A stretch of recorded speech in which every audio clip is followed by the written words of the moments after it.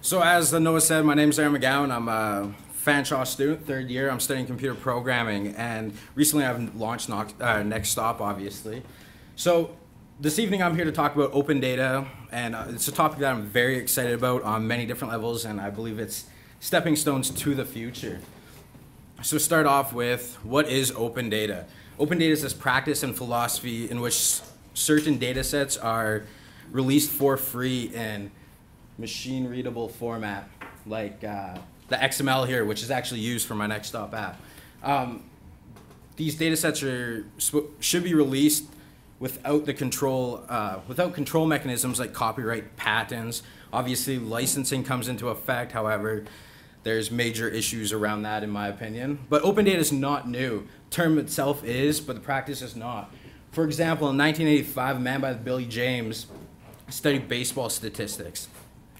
These statistics that he collected were collected by himself, and his analysis of them actually created the Oakland A's, which is a baseball team that outperforms most at a fraction of the cost. It'd be great if many other organizations, governments, and so forth could do that. So there's two main reasons why I believe open data is important that I would like to share with you this evening. One's transparency, and the other is education. So to start off with, for transparency and education, we live in a very transparent world, digital media, social media, etc. And there's a lot of things that are videotaped, obviously the TV channels here tonight, and other people go on to Twitter and tweet something completely irrelevant. However, this needs to be changed, and with open data that can be. Statistics can be actually made available and transparent to all citizens, to everyone. And everybody's accountable, or the people who are directly involved with that data becomes accountable for it. So this number, 3.2 billion, is something which is actually shocking. Back in 2007, a colleague of David Eves was asked by a client to do an analysis of the charitable sector in the GTA area.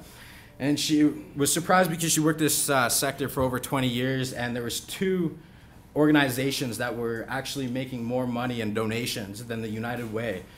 And these two organizations were fraudulent organizations used for tax evasion. And it actually costed the Canadian federal government $3.2 billion in lost revenue. Without her analysis, this could not have been found as easy or when it was, and probably could have costed us a lot more money. So, second point I want to make is education. As I said, I'm a student here in London at Fanshawe and studying computer programming. The projects that I do for school are, in my opinion, useless.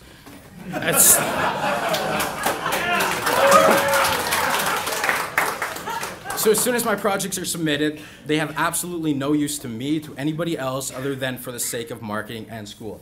However, with open data, I do believe that students can not only gain an actual real experience, but they can also contribute to society with the apps, actually inform other citizens, the government, of what they could be doing wrong. Yeah.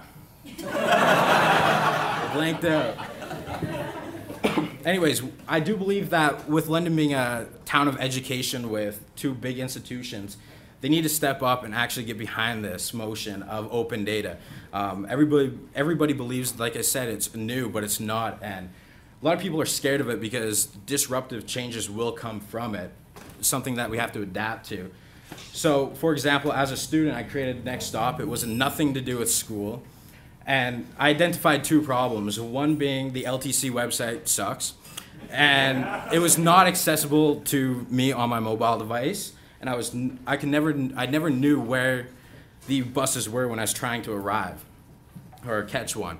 So I created the app, mapped the data from their website, and actually created an API for others to access this same data that I'm using for my app on a regular basis. The app is available on BlackBerry, iPhone, and Android are coming soon. One last point, Open Data London. It's a group of us here in London that are just citizens, nothing to do with the city, and we're trying to get the idea and this motion out there, get everybody involved. So I would like to invite you to sign up at opendatalondon.ca to receive updates and learn more about open data and what it can do for you and Canada. Thank you very much.